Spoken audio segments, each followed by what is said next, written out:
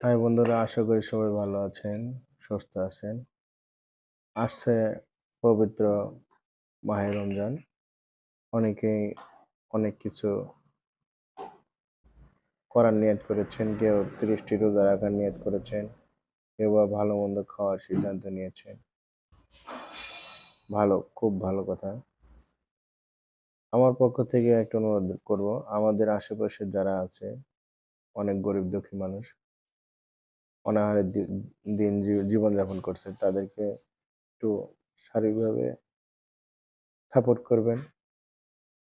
তারা যেন একটু সঠিকভাবে সেহরি এবং ইফতার করতে পারে, সেদিকে একটু দৃষ্টি রাখবেন। নিজের ব্যক্তিগতভাবে বলতে খুবই আমি আনন্দিত যে আজ সাভার পল্লী বিদ্যুৎ একটি অসহায় মানুষ, অনেকে আছে টাকার জন্য এসে হাত পাতে, অথচ সেই লোকটি এসে আমাকে এক প্লেট খিচুড়ি খাওয়ার জন্য আমাকে অনুরোধ করে। আমি প্রথমে মনে করেছিলাম হয়তোবা সে ফেক বা মিথ্যা আশ্রয় নিচ্ছে। আমি ইগনোর করলাম আরকি।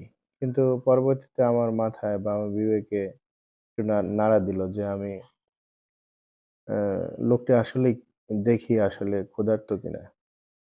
তো ব্যক্তিগতভাবে আমি তাকে জিজ্ঞেস করলাম, আ "আপনি কিছু টাকা-পয়সা লাগবে?" পরে বলতেছে, "না লাগবে না।" তারপরে আমি তাকে জিজ্ঞেস করলাম যে, "আপনার বাড়ি কোথায়?" উনি বলল যে, "বাবা আমার বাড়ি মানিকগঞ্জ, নদীভাঙ্গন এলাকায়।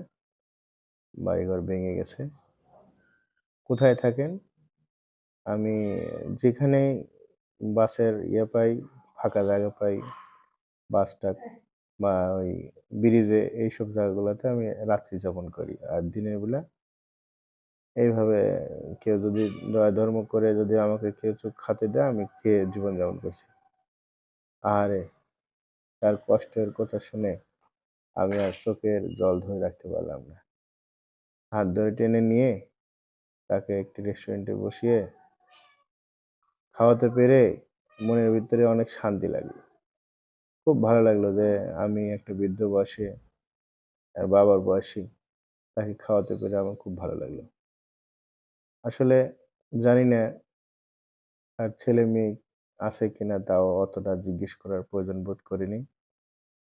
কিন্তু তাকে মাথায় হাত বুলিয়ে দিয়ে বলছি, "বাবা আর কোনোদিন যদি দেখা হয় আপনাকে আজকে ভালো কিছু খাওয়াবো।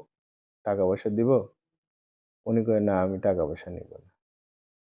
তো এরকম যদি আশেপাশে অনেক গরিব দুঃখী মানুষ পাবেন, দয়া করে আপনারা একটু সাহায্যের হাত বাড়িয়ে দিবেন। সামনে রোজা রমজানের মাস। আপনি ৳১ দান করলে ৳৭০ সওয়াব পাবেন। শুধু তাই না, আপনি যদি একটা ক্ষুধার্ত ব্যক্তিকে যদি আপনি ইফতারি খাওয়ান বা সেহরি খাওয়ান, রোজাদার ব্যক্তি সারাদিন যে রোজা রেখে সওয়াব পাবে, তেমনি আপনি অ্যা না রেখেও তার উছিলে আপনি সওয়াবের ভাগীদার হবেন। আর শুধু তাই না, আপনি রোজার মাস কেন খাওয়াবেন বলেন? আপনি যদি আশেপাশে দেখেন অনেক ক্ষুধার্ত ব্যক্তি, গরিব দুঃখী ভিক্ষুক, এদেরকে আপনারা একটু সাহায্যের হাত বাড়িয়ে দিবেন। ভাই, এই অর্থ সম্পত্তি কিছুই যাবে না ভাই। যাবে সামান্য একটু আমূল, যাবে আপনার সাথে। আর আপনি প্রকৃতপক্ষে যদি মানুষকে খাওয়ায় যদি একটু দোয়া নিতে পারেন, তো আখিরাতের জন্য আপনার কামিয়াব হবে। তাই একে অপরকে ভালোবেসে এই রোজা রমজানের মাস সবাই একটু সাহায্যের হাত বাড়িয়ে দিবেন। আমি মডেলবাড়ি বড়পোলা এমডি আতিকুর রহমান আপনাদের কাছে এটাই কাকুতি মিনতি করব যে আপনার আশেপাশে যারা ক্ষুধার্ত ব্যক্তি থাকবে এদেরকে অবশ্যই আপনারা একটু সাহায্যের হাত বাড়িয়ে দিবেন প্লিজ। আসসালামু আলাইকুম।